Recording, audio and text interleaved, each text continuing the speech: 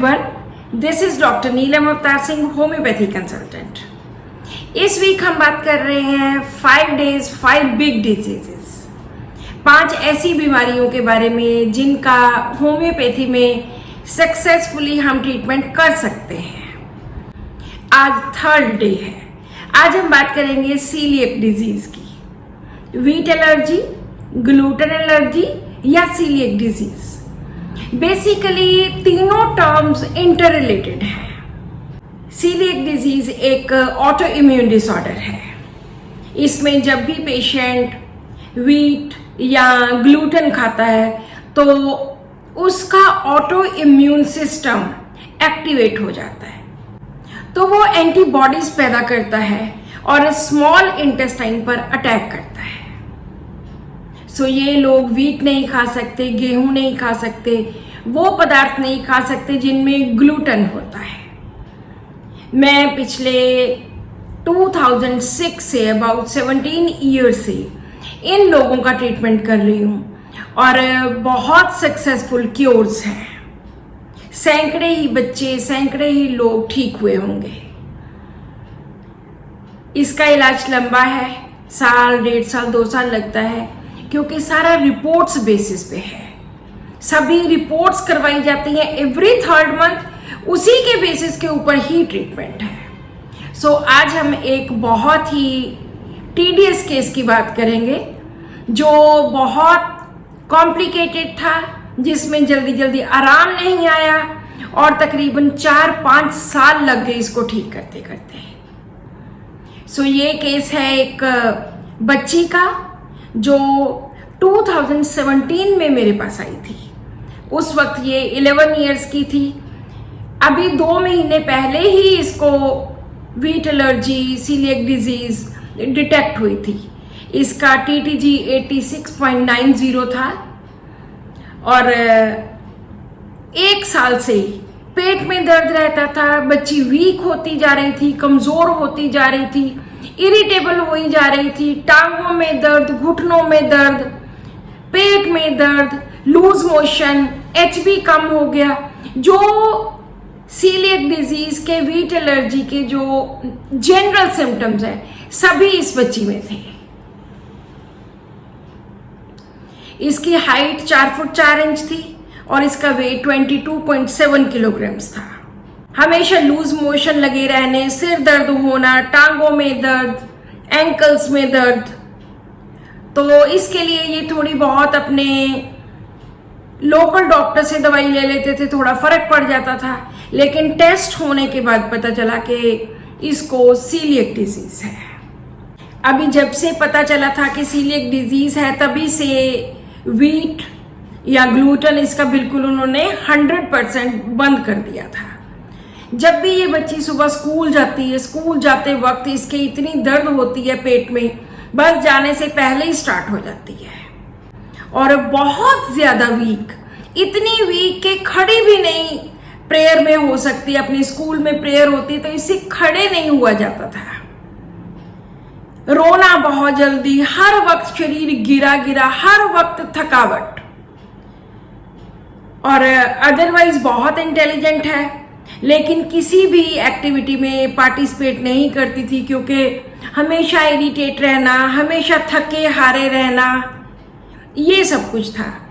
जब इसके पेरेंट्स से पूछा गया कि इसके स्वभाव के बारे में बताइए, तो उन्होंने बोला जी सारा दिन इसको एक ही काम है कि बस बेड के ऊपर पड़े रहो, बस सारा दिन पड़ी ही रहती है, कोई काम नहीं करना, बिल्कुल अपनी बॉडी को हिलाना नहीं, ना इसको भूख लगती है और सारा दिन लापरवाही, बिल्कुल पढ़ने का कोई शौक नहीं है, कोई कंसंट्रेशन नहीं है पढ़ने में, बिल्कुल दिल नहीं करता पढ़ने को और हमेशा ये बीमार जैसी ही लगती है और पेशेंट को भी लगता रहता है कि मैं बीमार हूं। थोड़ा सा भी शोर बिल्कुल भी बर्दाश्त नहीं करती और म्यूजिक बर्दाश्त नहीं करती। अदरवाइज शरारती है और अपने भाई को तंग करती है, इरिटेट करती है, बहुत ज़्यादा इरिटेबिलिटी है, गुस्सा बहुत आता है, रोना बहुत जल्दी और प्यार से मनाए पे मान जाना। So this was the case. ये केस 2 स्टेजेस में है। पहली स्टेज जब ये फर्स्ट मेडिसिन दी गई उसने कुछ हिस्सा कवर किया, और उसके बाद दूसरी स्टेज आती है जब 1-1.5 साल बीत गया और पेशेंट की स्टैंड स्टिल हो गया एक जगह पे, तो वहां पे इसकी दूसरी मेडिसिन की सिलेक्शन की गई। तो इसी बेसिस के ऊपर वीट एग्रीवेट, जो उसका कुछ भी करने को दिल नहीं करता, सारा दिन बेड में पड़े रहना, कुछ नहीं करना, bed desire to remain in, indolence physically body को हिलाना नहीं, appetite diminish, frivolous, weeping easily, consolation ameliorate, irritability in children, sensitive to noise, and concentration difficult in studying, reading while। ये सारे जब सिम्टम्स लिए, रूब्रिक्स लिए, तो इनमें एक मेडिसिन सबसे आगे आई, दैट वाज पल्साटिला। तो इसका जो ट्रीटमेंट हुआ वो पल्साटिला से स्टार्ट हुआ। पल्साटिला जिस तरह से हम पेशेंट को देते हैं कि पहले 30 की एक डोज, उसके बाद 200, फिर 1 ml, 3 months इसको दवाई दी, लेकिन इसका पेट दर्द थोड़ा बहुत ठीक हुआ और सिर दर्द थोड़ा ठीक हुआ। हर वक्त लेटे रहना, सुस्त पड़े रहना, भूख नहीं लगनी, टांगों में दर्द, ये सब कुछ इसका चलता रहा। इन चीजों में बिल्कुल भी आराम नहीं आया। वैसे तो इसकी जब 3 महीने के बाद टीटीजी करवाया, क्योंकि बिल्कुल ग्लूटेन बंद कर दिया था, तो इट वाज 0.54, HB भी बढ़ के 10 ग्राम्स हो गया, वेट भी 24.9 किलोग्राम्स एंड हाइट भी 4'5" हो गई। बीच में इसको खांसी हुई, खांसी के लिए भी पल्साटिला 1 ml की एक डोज दी।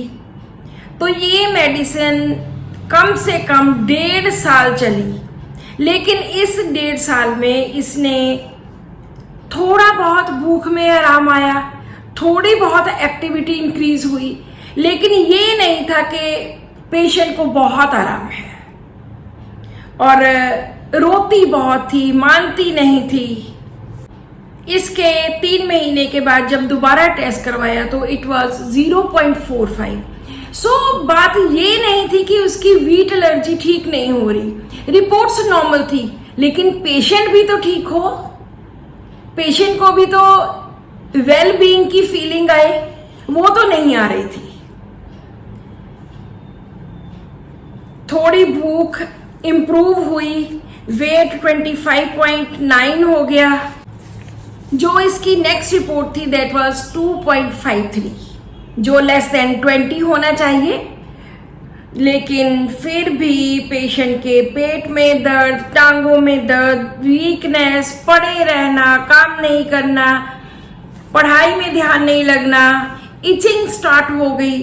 तो जब ये सारा कुछ स्टार्ट हुआ तो मेरे मन में आया कि ये मेडिसिन अब चेंज होगी, हालांकि उसकी रिपोर्ट सब नॉर्मल आ रही थी। तो यहाँ पर इसकी सेकेंड मेडिसिन स्टार्ट हुई। इसका केस मैंने दोबारा से लिया, सारी केस टेकिंग दोबारा से हुई। तो अब भी क्या इसमें देखा गया, उन्होंने बोला कि कंसंट्रेशन तो पढ़ाई में बिल्कुल नहीं है और शोर शराबा इसको बिल्कुल अच्छा नहीं लगता, यहाँ तक कि म्यूजिक भी इसको अच्छा नहीं लगता। और अब थोड़ी बड़ी हो गई है, 13 साल की हो गई है, तो थोड़ा झूठ भी बोलने लग गई है। हमने बहुत बार नोटिस की है कि ये अब झूठ बोलती है और चीज़ों की तोड़ फोड़ कर देनी, डिस्ट्रक्शन, और अपने भाई को, छोटे ब्रदर को बहुत तंग करती है, बिल्कुल केयरलेस, पढ़ाई में कोई इंटरेस्ट नहीं है। तो इस बेसिस के ऊपर मैंने कुछ रूब्रिक्स निकाले। वो थे concentration difficult, studying, reading while, liar, general liar, destructiveness, teasing, aversion to noise, aversion to music. एक बात उन्होंने बोली, इंपॉर्टेंट बात थी कि डॉक्टर साहब पढ़ने को तो मन नहीं करता, लेकिन इसका मैथमेटिक्स बहुत अच्छा है, उसमें 100 में से 100 मार्क्स आते हैं, बहुत ज्यादा अच्छा मैथ है, और कोई सब्जेक्ट नहीं पढ़ती भी मैथमेटिक्स ही है। सो मैथमेटिक्स, कैलकुलेटिंग, एप्ट फॉर, जब ये सभी के सभी रूब्रिक डाले तो nux vomica was the medicine. अब पल्साटिला बहुत पीछे रह गई थी, और पल्साटिला की मुझे लगता है कि वो स्टेज भी निकल गई। तो सेकंड जो इसकी मेडिसिन स्टार्ट की दैट वाज नक्स वोमिका। ये पेशेंट बहुत इर्रेगुलर थे, बहुत ज्यादा इर्रेगुलर, 1 महीने की दवाई लेके जाते थे और 1.5 2 महीने नहीं आते थे, इसीलिए इस पेशेंट को इतना ज्यादा टाइम लगा। तो 30 पोटेंसी में दी, 200 में दी, 1 m में दी। उसके बाद जो इनकी next report I that was TTG was 3.96। Height बहुत अच्छी बढ़ गई, 4 feet 11 inches and wait was 32.6। तकरीबन 2-2.5 साल के बाद इसका वीट स्टार्ट किया गया, जब again TTG was 1.94। So 1 time start किया, उसके बाद 2 times 3 months के बाद स्टार्ट किया। नक्स वोमिका 10 m दी। उसके बाद इसकी सभी प्रॉब्लम्स, जैसे ही नक्स वोमिका स्टार्ट की तो इसका वेट भी अच्छी तरह से इंक्रीज हुआ। जो इतनी पेन्स होती थी, जो इतनी इंडोलेंस थी, इतना कमजोरी, वीकनेस, टांगों में दर्द और जो पेट में दर्द, ये सब कुछ नक्स वोमिका से फर्क पड़ा। सो उसके बाद 1 टाइम वीट स्टार्ट किया, 2 times किया, और जब वो डेली वीट ले रही थी तो उसका TTG आया 0.66, जो कि लेस देन 20 होना चाहिए। फिर भी मैंने 6 months का फॉलो अप दिया, उसके बाद बिल्कुल 100% वो ठीक हो गई। जो लेटेस्ट रिपोर्ट मेरे पास है वो है 0.66, एंड उसकी हाइट बच्चे की देखो, लड़की की 5 feet 7 inches, और एट द एंड जो उसका वेट था दैट वाज 50.2 kilograms। सो बहुत सारी उनकी कम से कम 10-12 रिपोर्ट्स मेरे पास हैं। तो अभी वो हर रोज वीट खा रही है, बिल्कुल कोई प्रॉब्लम नहीं है, ना पेट दर्द है। जो एक्चुअल क्योर आई वो नक्स वोमिका से आई। So this is a beautiful case of wheat allergy with pulsatilla and nux vomica. So कई बार ऐसा होता है कि एक मेडिसिन एक पार्ट कवर करती है, उसके बाद दूसरी मेडिसिन की जरूरत पड़ती है उसका जो रह गया पार्ट है वो पूरा करने के लिए। सो यहाँ पर पहले पल्साटिला चली, उसके बाद नक्स वोमिका। सो अगर आपको या आपके किसी रिलेटिव को, फैमिली में, फ्रेंड को, किसी को भी वीट एलर्जी है, सीलिएक डिजीज है, गो फॉर होम्योपैथी। होम्योपैथी में बहुत सक्सेसफुल क्योर्स हैं, इससे हम बीमारियों को ठीक कर सकते हैं। So this is all in today's video. Subscribe to my channel and share this video with your family and friends. Thank you so much for watching this video and keep watching my videos. Thank you.